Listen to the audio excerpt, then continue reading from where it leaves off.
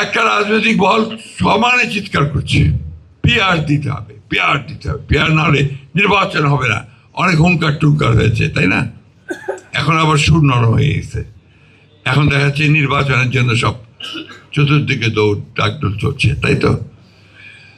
এই জিনিসগুলো ঠিক না।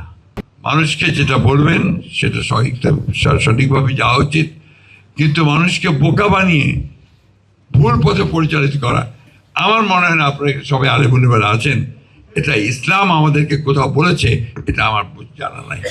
এই যে কিছুক্ষণ আগে একজন বললেন যে জামাতের টিকিট কাটলে জান্নাতের টিকিট কাটা হবে,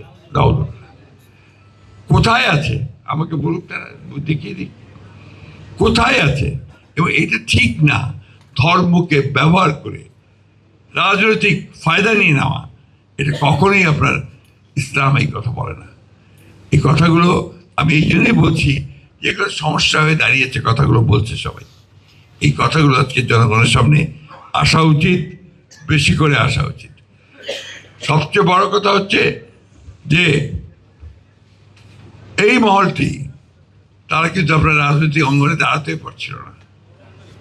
আমাদের শহীদ প্রেসিডেন্ট জিয়া রহমান সাহেব তাদেরকে সুযোগ করে দেন রাজনৈতিক অঙ্গনে আসার। আইডিয়ার নামে প্রথমে এসেছিল, মনে আছে ইসলামিক ডেমোক্রেটিক লীগ। তারপরে তারা কাজ করেছেন, আমাদের সঙ্গেও কাজ করেছেন, আমরাও তাদেরকে নিয়ে কাজ করেছি। কিন্তু দুর্ভাগ্যক্রমে গত 10 বছর কিন্তু আমরা তাদের এই ফ্যাসিস্ট হাসিনাকে পরাজিত করবার জন্য ভিজিবল দৃশ্যমান কোনো কাজ দেখিনি।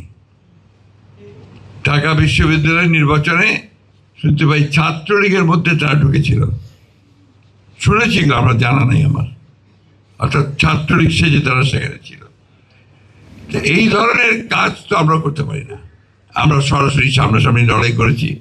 আমাদের 60 লক্ষ মানুষের মধ্যে মিথ্যা মামলা দেওয়া হয়েছে, আমাদের 20,000 লোককে হত্যা করা হয়েছে।